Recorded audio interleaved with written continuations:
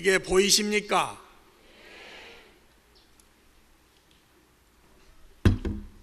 들리십니까? 삼세제불과 역대조사와 천하선지식들이 보고 듣는 놈이 어떤 것인가, 그놈이 어떤 놈인가를 확실히 깨달아서 부처님이 되시고 천하선지식이 되시고 조사가 되셨습니다. 다시 한번 묻겠습니다. 여러분이 보이십니까? 들리십니까? 우리도 이 보고 듣는 놈이 어떤 놈인가를 확실히 알아야 부처님의 정법을 알게 되고 우리의 모든 고뇌인 생로병사를 비롯해서 108번뇌 84,000번뇌가 다 사라지는 것입니다. 옛날에 산승이 화엄사에 가서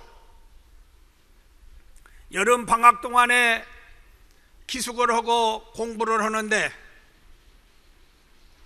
그때 정금오라고 하는 우리나라 선지식 스님이 계셨습니다. 그 스님께서 결제법어를 하시면서 말씀하시기를, 그때 세 사람이 거기서 하속을 하고 있었는데 학생들도 한번 와서 불법이 무엇인가라고 들어보라고 그래서 거기를 처음으로 불법에 인연이 돼서 거기를 참여하게 됐습니다. 그런데 큰 스님께서 법상에 올라가시자마자 하는 말씀이, 이 세상 놈들이, 육두문자입니다. 이 세상 놈들이 모두 산송장들이다. 산송장 아닌 놈이 과연 누구냐?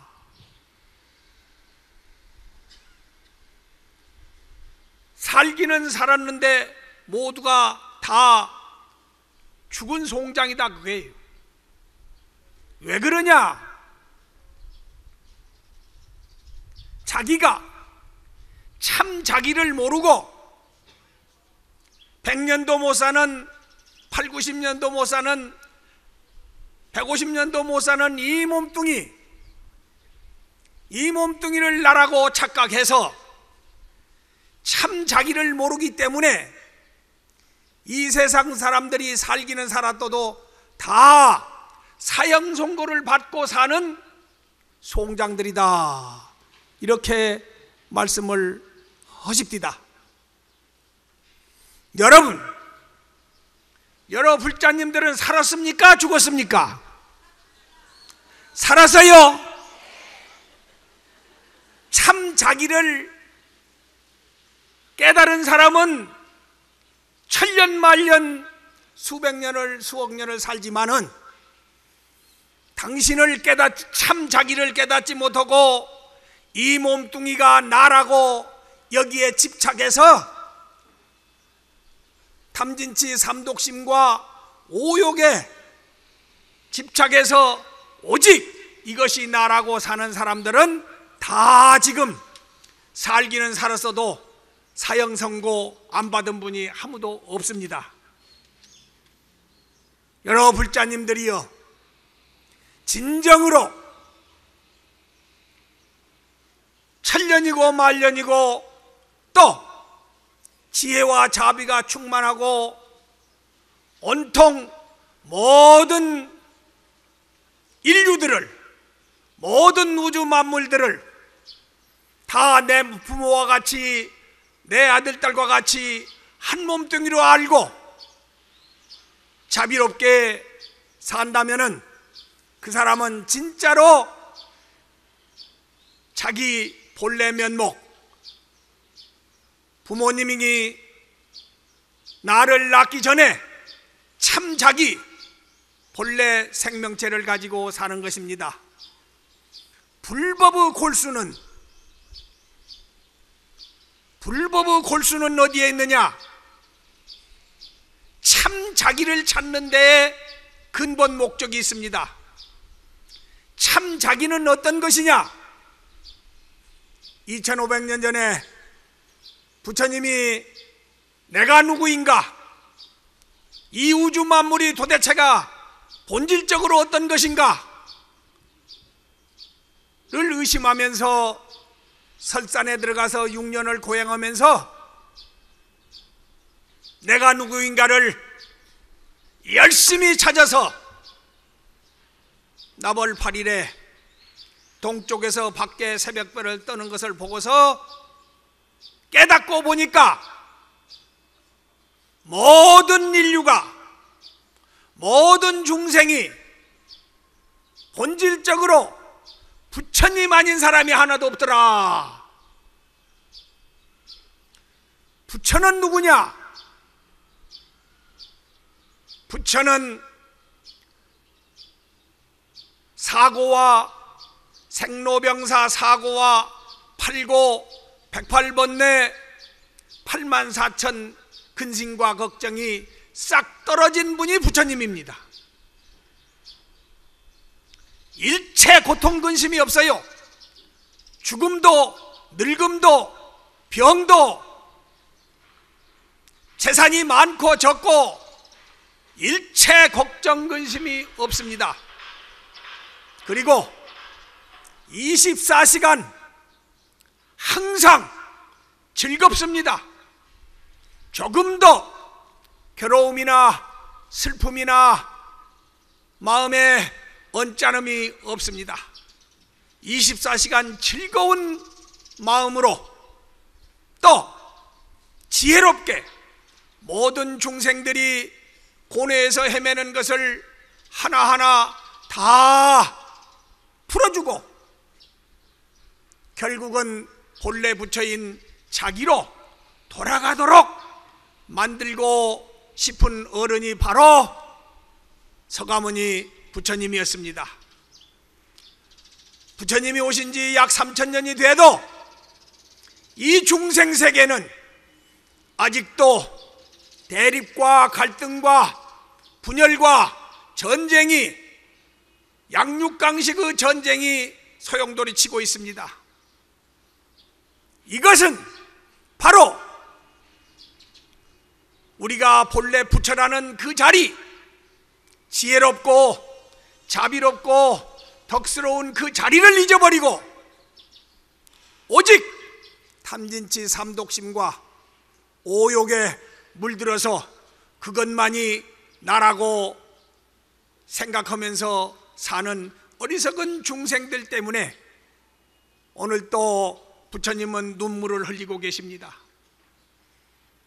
그런데 이런 것을 한번 크게 모든 서울 시민에게 모든 불자들에게 알려줘보고자 하는 대한불교 조계종 수자회에서 이렇게 이런 야단 법석을 만들어 가지고 큰 선지식 스님들을 모셔서 이렇게 여러분들은 생로병사를 다 없애주고 본래 부처인 영원히 편안한 자리로 돌아가도록 만들기 위한 이러한 거룩한 야단 법석을 만들었습니다. 그것이 장하지 않습니까? 장하다고 생각하시면 박수로 크게 환영을 해주시기 바랍니다.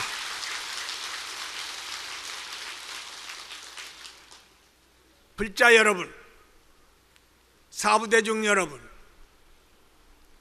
어디에도 완전한 행복은 없습니다.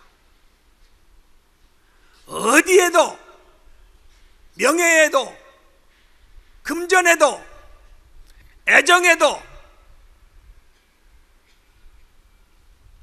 건강에도 완전한 행복은 없습니다. 행복은 어디에 있느냐? 진정한 행복은 어디에 있느냐? 그것은 참나로 돌아가는 길밖에 없습니다. 참 내가 누구인가?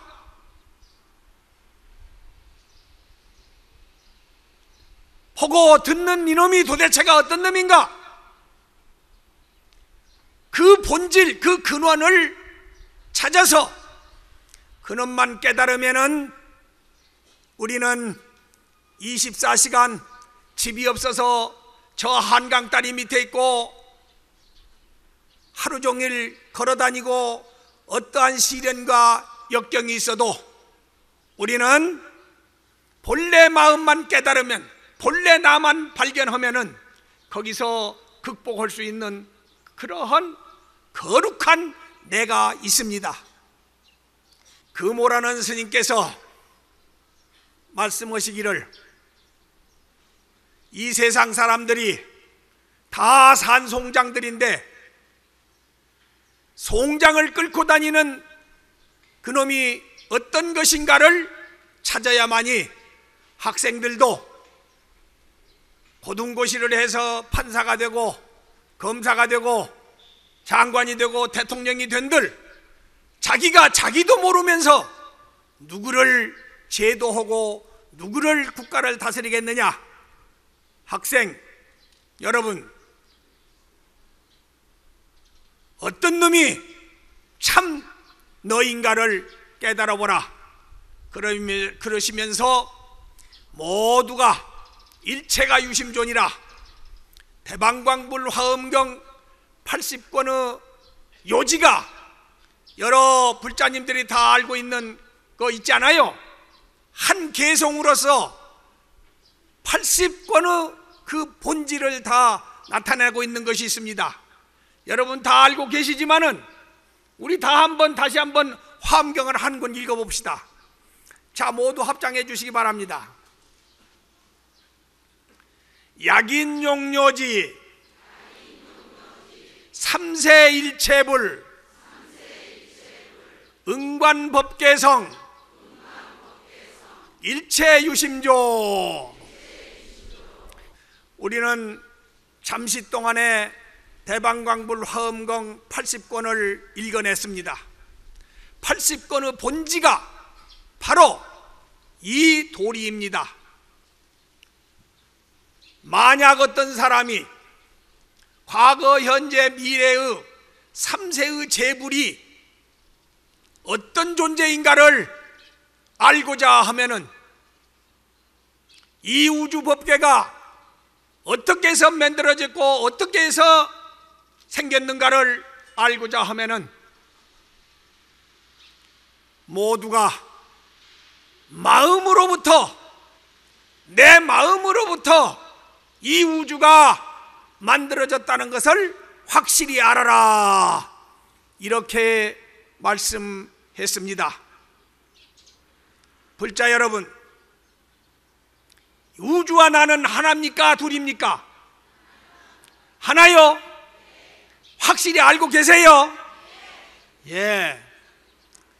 글쎄, 나도 어rum하지만 그런 것 같아. 응? 예. 내가 없으면 우리 부모가 계시겠습니까? 내가 없으면 이 서울이 있겠습니까? 내가 없으면은 이 지구촌이 있겠습니까? 내가 없으면은 이 우주 만물이 아무것도 없습니다. 이 우주 만물은 모두 나와 더불어 함께 존재하는 것입니다. 그렇기 때문에 내 입장에서 보면 내가 주인공입니다. 내가 주인공입니다. 그런데 참 나를 잊어버리면은 이 조그마한 이 몸뚱이가 내 몸뚱이요, 진정으로 참 나를 깨닫고 보면 우주와 내가 둘이 아닌 한 몸뚱이인 것입니다. 여러분도 그렇게 돼야만이 모든 고통과 근심과 부조리에서 초출될 수가 있습니다. 이게 부처님의 가르침입니다.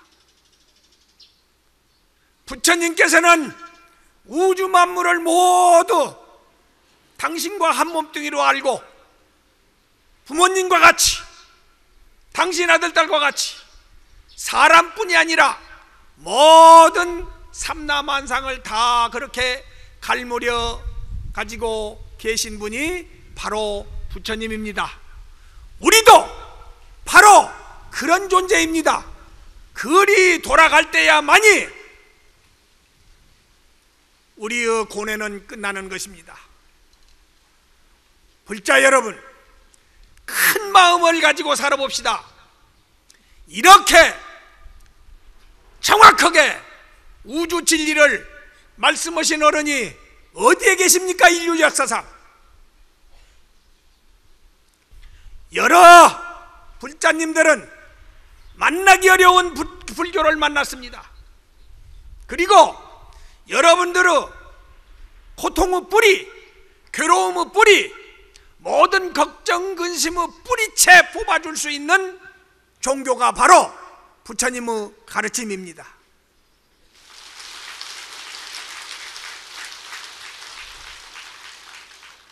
어디에도 고통의 뿌리, 괴로움의 뿌리를 확실하게 척결하는 이제까지의 말씀은 없습니다. 팔만대장경을 빼놓고서는 이런 말씀은 도저히 없습니다. 요사이 문명국가라고 하는 서양의 인류들이 지금 불교에 심취되고 있습니다. 불교에 심취되고 있습니다. 가짜 이론은 과학 문명이 발전할수록 점점 퇴폐되어 가고 있습니다. 시성이 발전될수록, 인류 문화가 발전될수록 확실한 합리적이고 과학적인 그러한 논리의 진리가 아니고서는 이 세상을 건질 수가 없는 것입니다. 여러 어른들은 전생부터 인연이 있어서 그래도 불법의 인연을 가졌습니다. 이 인연을 통해서 소홀하지 마시고 사형선고를 받은 이 몸뚱이에 매달리지 마시고 모든 걱정과 근심이 있는 이 몸뚱이를 내 몸뚱이로 착각하지 마시고 하루속히 참 내가 누구인가, 참 내가 누구인가, 참 내 마음이 누구인가, 이래서 자기를 찾아봐야 됩니다. 자기를 찾아가는 방법이 아주 많습니다. 84,000 경전이 모두 다 참 자기를 찾아가는 말씀입니다.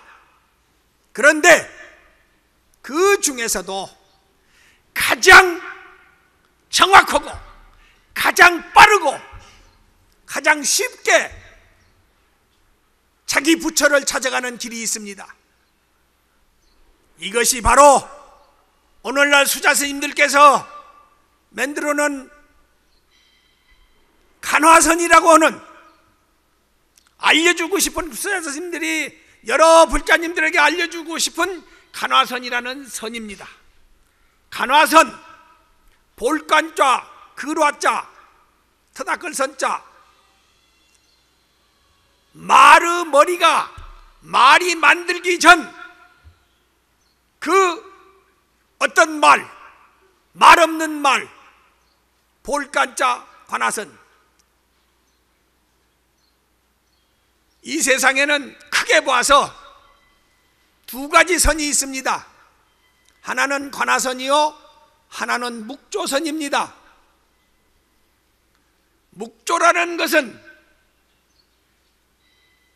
내가 모든 생각을 버리고 조용히 앉아서 일체의 84,000 번뇌가 싹 끊어지게 항상 조용히 앉아서 자기의 본래 마음을 관조하는 것을 묵조선이라고 그럽니다.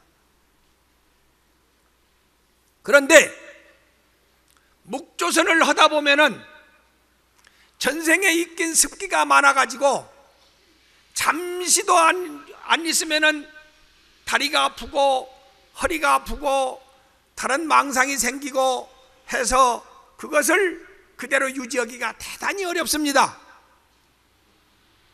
그런데 가나선이라는 선은 어떤 의심덩어리를 하나 딱 줍니다. 의심덩어리를 하나 딱 주어가지고 그 의심을 향해서 열심히 정신을 집중시키는 것입니다. 그러면은 사람의 마음은 항상 하나입니다. 전 생각이 끊어져야 후 생각이 나는 것입니다. 사람의 마음은 하나이기 때문에 오로지 어떤 의심덩어리를 가지고 거기에 집념을 하면은 다른 생각들이 붙을래야 붙을 수가 없습니다. 그것을 이름하여 화두라고 그럽니다. 그 화두는 1700개 공안이 있습니다.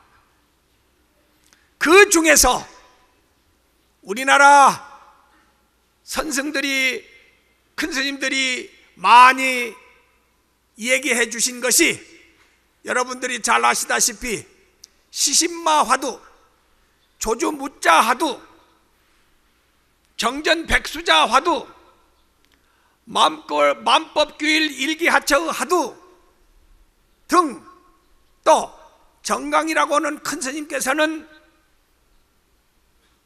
판치생모, 이러한 화두들을 많이 우리 후학들에게 가르쳐 주셨습니다. 산승은 금오 대선사로부터 받은 화두가 시신마 화두였습니다. 이것이 무엇고 오유일무라니 나한테 한 가지 물건이 있으니 상주천 하주지하고 하늘을 떠받들고 땅을 바치며 명여일 흑사칠이라 밝기는 해와같이 밝고 검기는 칠통과 같이 검다.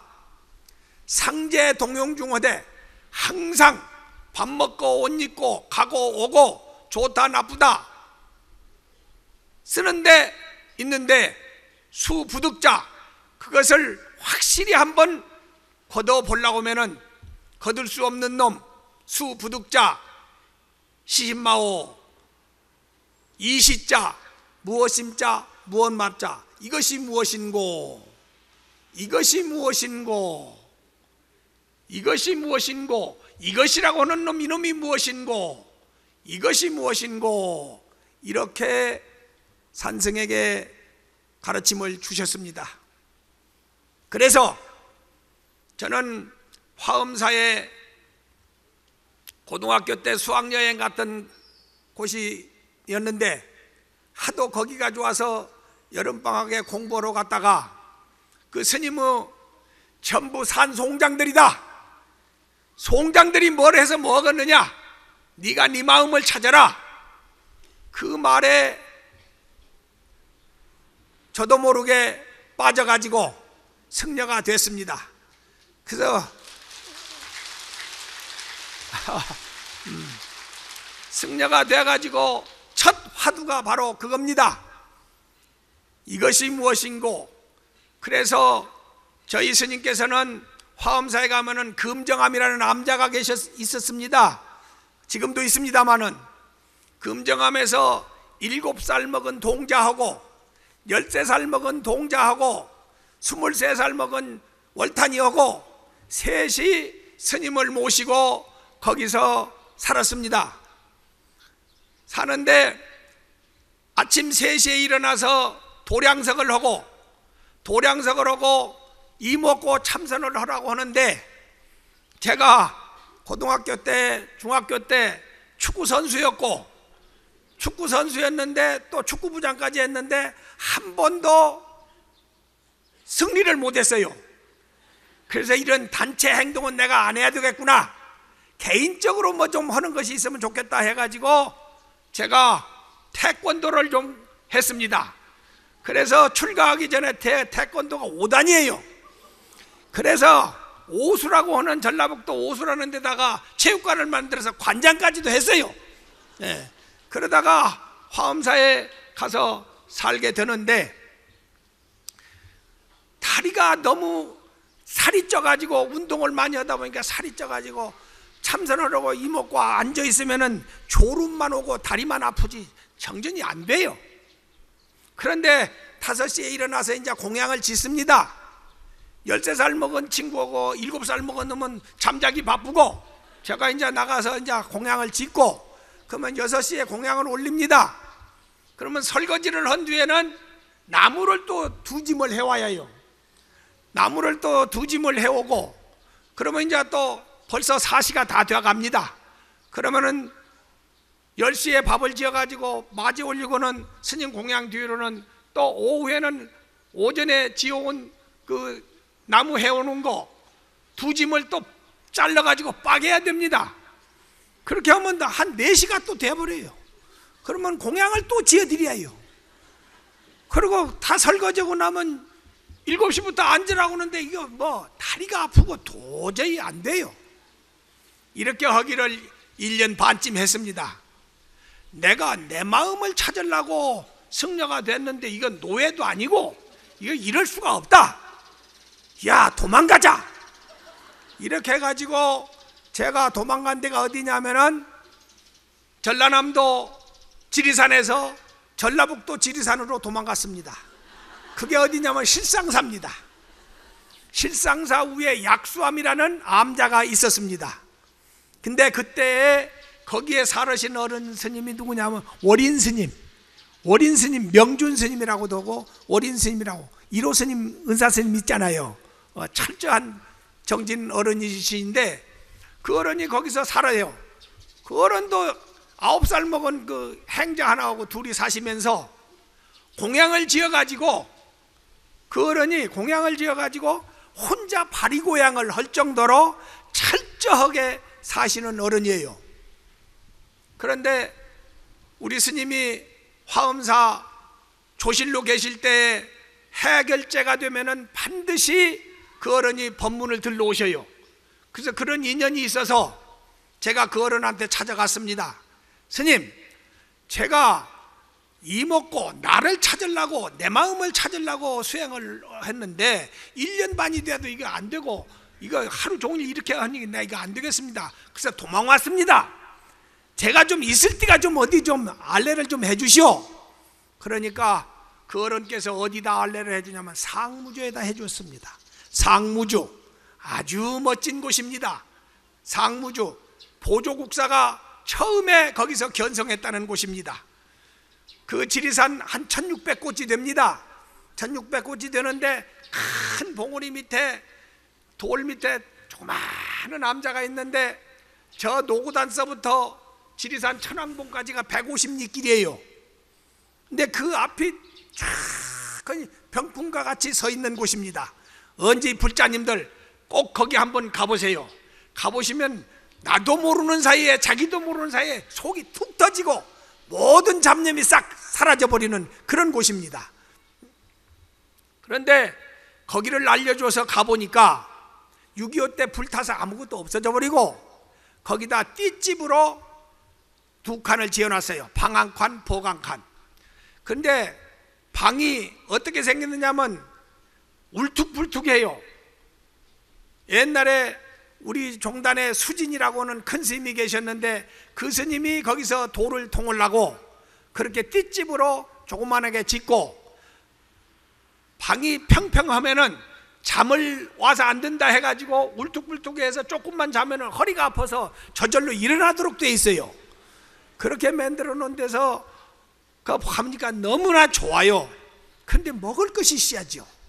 60년대에 무슨 57, 8년도에 먹을 것이 없어요. 6.25가 사변 지나고. 그래서 그런데 제가 살았던 오수 체육관 하던 그곳에 가면은 먼 사돈뻘 드는데 부자가 있어요. 그래서 내가 거기 가서 탁발을 했습니다. 내가 돌을 좀 통하고 싶은데 양식이 없다. 그러니 좀 양식을 좀 쌀 한 가마니만 좀 주라.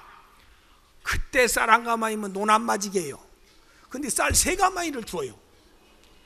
그래서 그놈을 실어다가 놓고 3일 동안 그 상무지에다 올려다 놨습니다. 올려다 놓고는 거기서 내가 이놈을 먹더라까지 내 마음을 찾지 못하면은 나는 여기서 죽어야 된다. 그런 각오로서 거기에 이제 임했습니다. 가보니까 아무것도 없고 간장 한 단지 하고 상추 심어놓은 곳뿐이 없어요. 그래서 이제 거기서 사는데 돌을 통으려면은 마장이 생긴다더라. 그러기 위해서는 기도를 해서 그 마장을 먼저 척결해야 된다고더라. 이 말씀을 듣고서 제가 3, 7일 동안 기도를 했습니다. 처음은 뭔 기도를 했느냐? 처음 부르는 것은 천수경 겨우 외워가지고 우리 스님은 참선만 하라고 하지 무슨 경전이고 뭐고 이런 것에는 별로 관심이 없어요. 그래서 천수경을 겨우 외우고 그래가지고는 처음에는 본사 서가모니 부처님을 정근을 했습니다.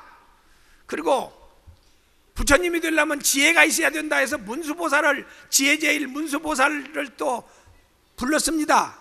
그 다음에는 또 지혜만 있으면 뭐냐, 실천 없는 도는 그건 죽은 도다 해가지고 보현보살을 또 대행보현보살, 그 다음에는 내가 그렇게 되면은 어떻게 해야 되냐, 자비를 베풀어야 된다. 그러면 관세음보살, 대자대비 관세음보살, 이것만 가지고 되느냐? 세상 사람들이 전부 지금 산송장들인데 이 사람들을 진짜로 살게 만들려면 어떻게 되느냐? 지장보살과 같은 원을 세워야 된다.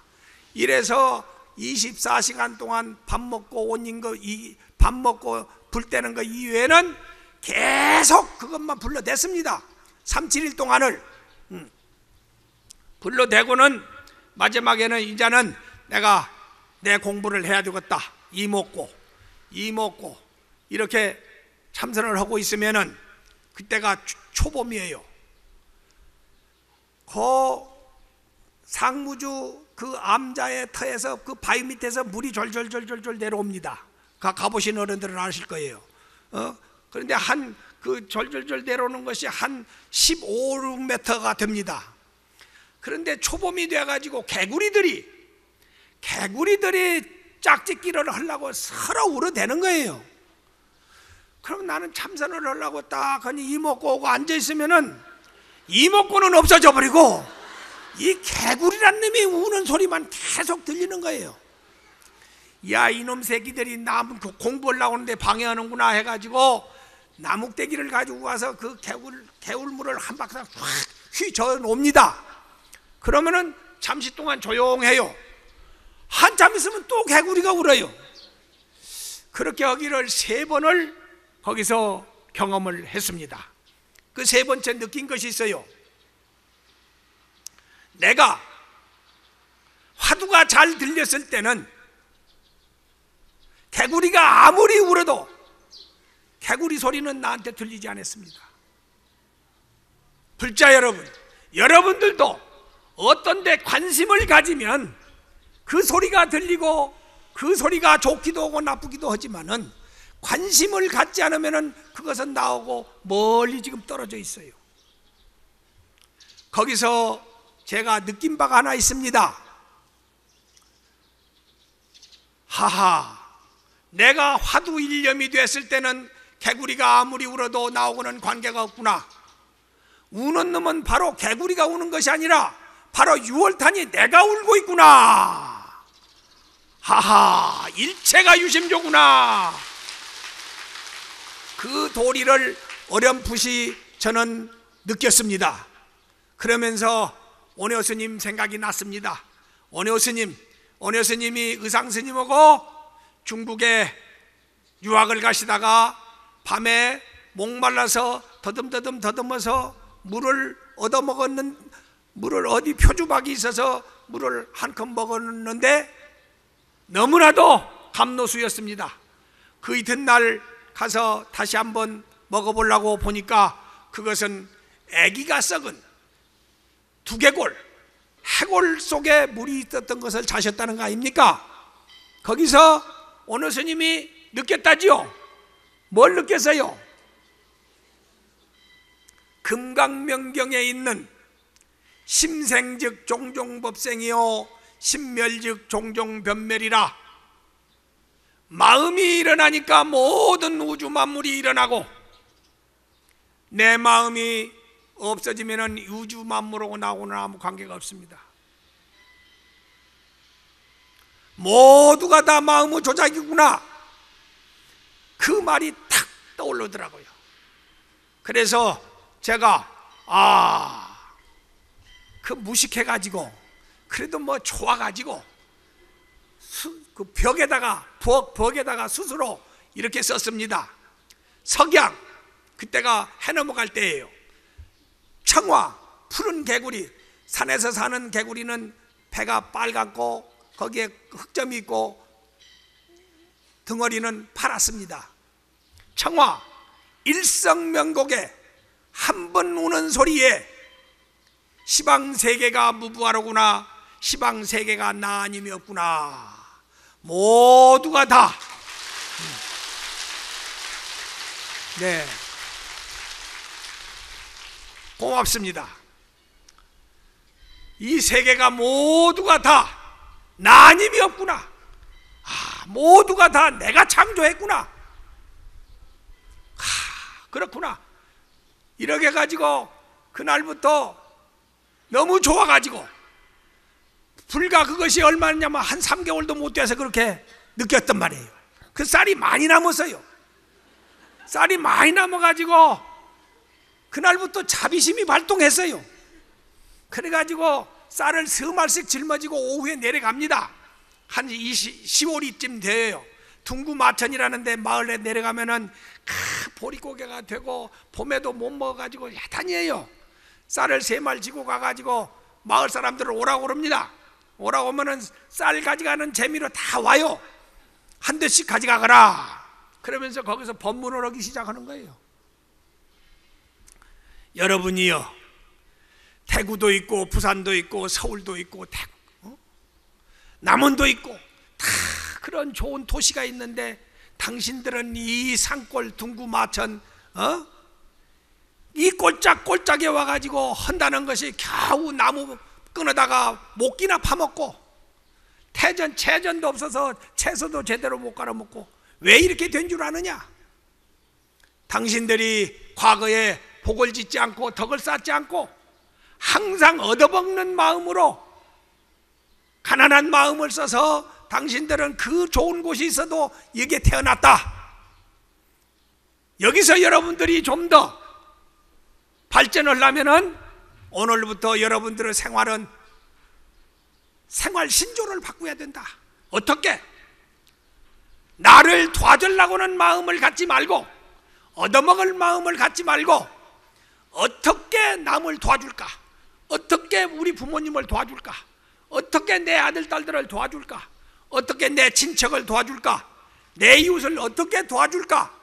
하는 도우는 마음으로 오늘부터 삶의 가치관을 바꾸시오.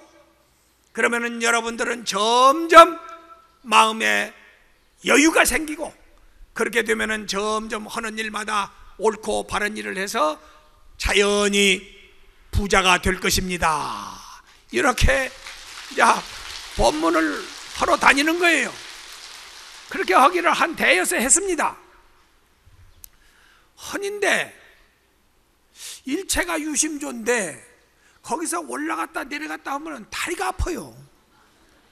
일체가 유심조라면 다리가 안 아프라면 안 아파야 되고, 배가 고프지 말라고 하면 배가 안 고파야 하는데 배가 고프고 다리가 아프더란 말이요. 야, 이건 내가 깨달은 것이 가짜 아니냐? 이건 아니야, 이건 아니야. 다시 앉기 시작했습니다. 다시 앉아서 과연 이 내 마음이라는 놈, 일체유심조라고 하는데 왜 내 뜻대로 안 되느냐? 그래서 이 마음을 또 다시 추들였습니다. 마음아, 마음아, 마음아, 너는 도대체 어떻게 생겼느냐? 진정한 네 마음이 어떤 놈이냐? 마음아, 마음아, 이 무엇고, 이 무엇고, 이 무엇고. 이렇게 하다 보니까 삼매에 들었습니다. 삼매에 들어가지고 이 먹고 삼매에 들어가지고 3일 낮 3일 밤을 천연 모르게, 천연 모르게 그렇게 3일날 3일 밤을 공산매에 들었습니다. 이거구나, 이거구나, 이것이 진짜 나구나. 진짜 나는, 이 내 순수한 마음은 이렇게 청정하고, 이렇게 모든 먹는 거, 입는 거, 배가 고프고 안 고프고, 그런데 소변도 안 매라워요. 무슨 배고픔도 없어요. 그렇더라고요. 그래서 이거구나. 그래서 이것이 진짜로 내가 옳게 깨달았는가 해서 해인사 강원을 갔습니다. 해인사 강원을 가가지고 이게 진짜로 깨달았느냐 보니까 본질은 같은 것 같습니다. 그런데 중생을 건지려면 방편이 있어야 하는데 방편은 너무나도 없다. 대장경을 보니까 그래서 초심서부터 능엄경까지 강의를 전부 청강을 해서 들었습니다. 그러다 보니까 본질은 맞은데 역시 내가 방편이 모자라구나. 중생을 제도하기 위해서는 더 정진해야 되겠구나. 이렇게 해서 하염사 강원에 있었는데 또 마장이 하나 생겼습니다. 또 마장이, 무슨 마장이 생겼느냐? 우리는 1954년도 6월 24일 날 일제가 만들어 놓은 정법 정통 불교인 대처성이 없는 종단을 만들어 놓은 것이 일본 불교가 만들어 놓은 곳입니다. 그런데 1954년 6월 24일부터 선악원에 계신 모든 수자 스님들이 앞장을 서서 한국 불교 정통 불교를 찾아야 되겠다 해가지고 정화가 시작이 됐습니다. 정화가 시작이 돼가지고 거기서 효봉, 금호, 동산, 청담, 월화, 원허 모든 선지식 스님들이 다 64명이 모여서 한국 불교를 다시 1600년의 전통 불교를 찾아야 된다 해가지고 정화를 하기 시작했습니다. 그래가지고 54년 8월 24일 날 이 조계사에 64명의 큰 스님들이 여기를 쳐들어왔다고 하면 좀 안 됐고, 본래 자리로 본래 비구승이 살아야 하는 곳이다 해가지고 여기로 왔습니다. 그때부터 눌러 앉아가지고 여기가 정화의 주체가 되셨던 것입니다.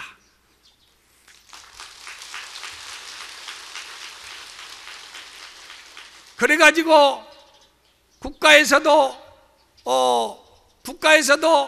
정통 불교를 살려야 된다 해가지고 이승만 대통령이 적극적으로 도와주셨습니다.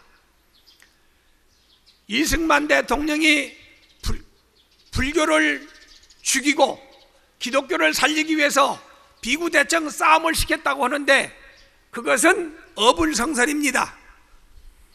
이승만 대통령은 1953년도 54년도기에 모든 조봉암 농림부 장관이 소장농에게 모든 걸 다 사찰 농지를 돌려줘라 해가지고 유시를 냈지 않습니까? 그래가지고 한국 사찰 농지가 전부 소장인들한테 돌아가게 됐습니다. 그런데 이승만 대통령이 원래 삼각산 문수사에서 조상들이 기도를 해서 난 분이랍니다. 그런데 이승만 대통령이 독립을 운동하다가 외경한테 쫓겨서 피난 간 데가 어디냐면은 당신을 부모님들이 조상들이 기도해서 낳아줬다는 곳을 향해서 도망을 피난을 했습니다. 근데 거기 가 보니까 그 스님이 너무나도 잘 숨겨주고 만약에 잘못하면은 연루가 되면은 같이 형무소에 갈 텐데 잘 숨겨주시더랍니다.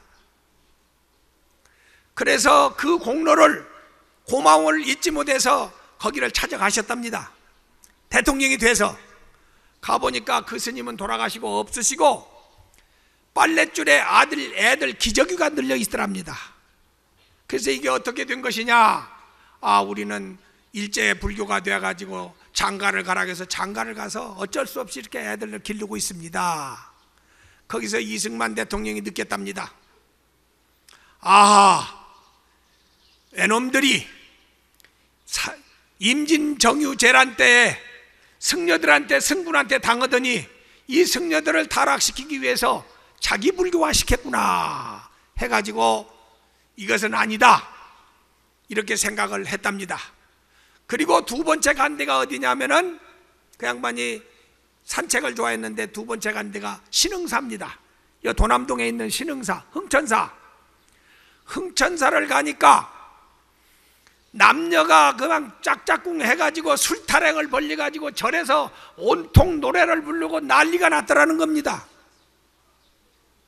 그때 6.25 사변이 지나고 해방이 되고 먹을 것이 없으니까 그때는 절에서 밥 장사를 했습니다.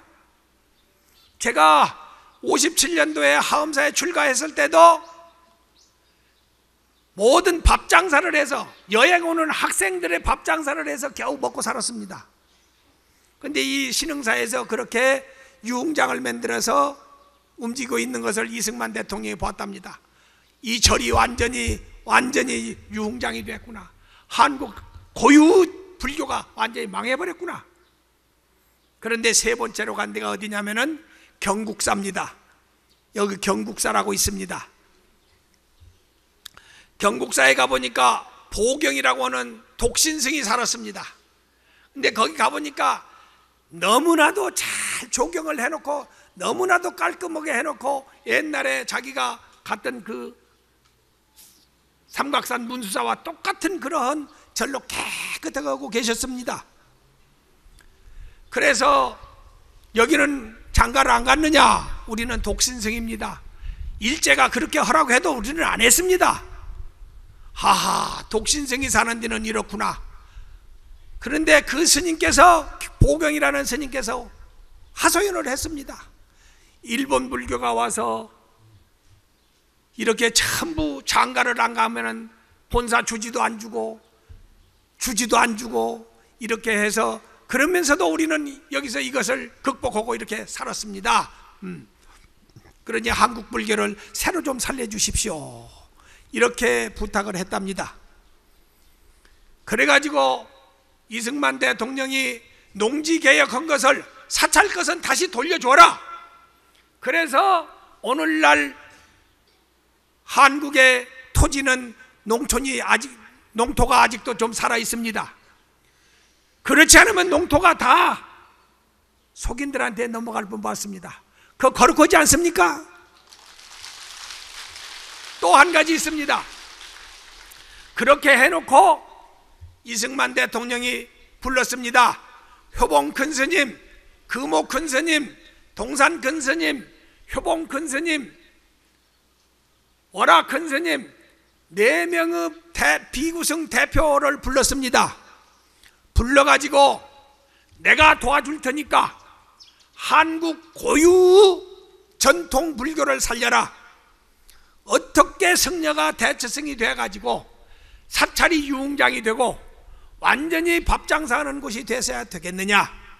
이렇게 해서 정화가 시작돼서 그 힘으로 7,000명의 대처 스님들을 불과 340~50명의 비구승들이 주체가 돼서 정화를 하게 되셨습니다. 그 본거지가 바로 여기입니다.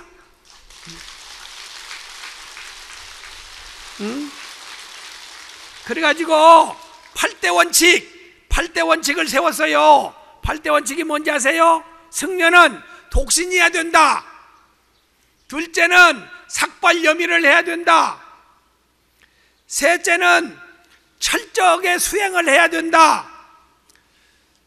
그 다음에는 불범사발하니 살도음망을 안 해야 된다. 살생, 도둑질, 음행,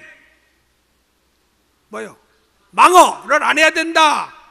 또 불주육초를 안 해야 된다. 술 안 먹고 고기 안 먹고 담배 안 피고 해야 된다.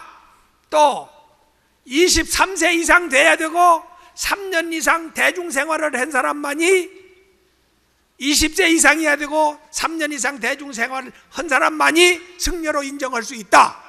이렇게 놓고 그걸 가지고 대처성하고 비구성하고 싸움을 한참 했습니다. 한참 했는데 5대5로 딱 안 되는 거예요. 만약에 그렇게 되면 대처스님들이 다 나가야 돼요, 절에서. 그러니까 안 돼요. 그런데 대처성 대표로 온 두 분이 계셨습니다. 그 두 분이 누구냐면은 저 예산의 향천사에 사는 원보산 스님, 저 안양의 용화사에 살았던 이화응 스님, 그분들은 대처성 대표로 왔지만 비구성이었어요. 이분들이 8대 원칙을 지키는 분만이 승려다. 그래서 7대3으로 가결이 됐습니다. 그래가지고 대처 스님들이 여기서 1954년 8월 24일을 다 나가게 됐습니다. 그리고 여기를 비구성이 속된 말로 점령을 했습니다. 했는데 대처 스님들이 거기서 재판을 걸었습니다. 재판을 걸어가지고 1심에서는 관건에 의해서 한 것이지 순수하게 한 것이 아니다 해서 우리가 졌습니다.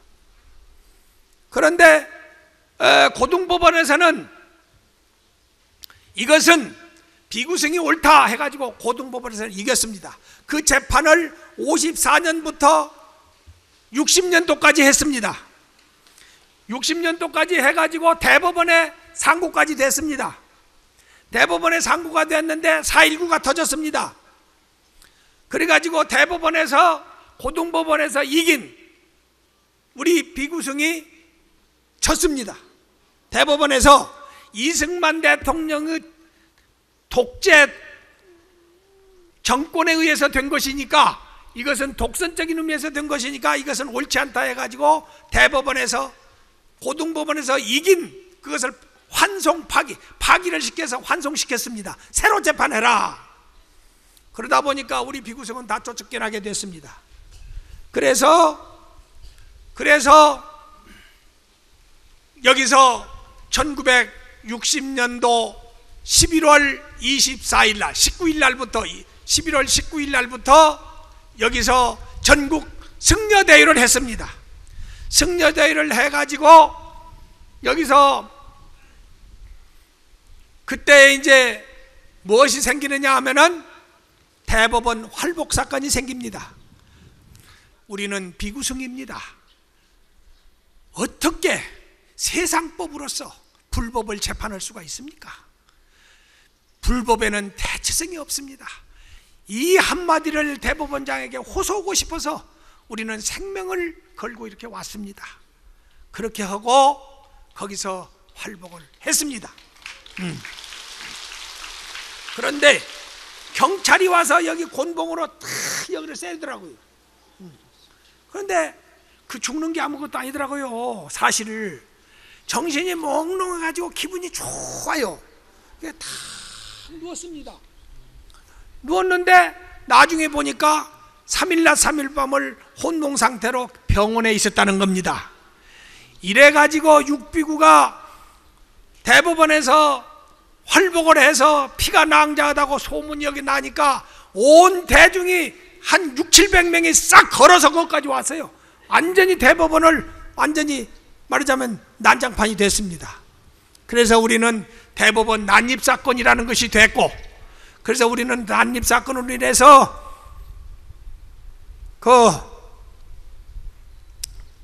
그때 교도소에 들어간 분이 350~60명 됐고, 그 다음 마지막에는 24명만 남았고, 그러나 온 언론은 전부 비구성이 옳다 해가지고 대처성이 그렇게 해도 쳐들어오지를 못했습니다. 그래서 오늘날 조계종이 마지막으로 지금 이렇게 살아있고, 수자스님들이 2,400~500명의 수자스님들이 이렇게 아직도 한국 불교를 살리고 좀 더 훌륭한 불법을 만들기 위해서 이렇게 하는 것을 보니까 오늘 저는 눈물이 납니다. 그리고 너무나도 감격스럽습니다.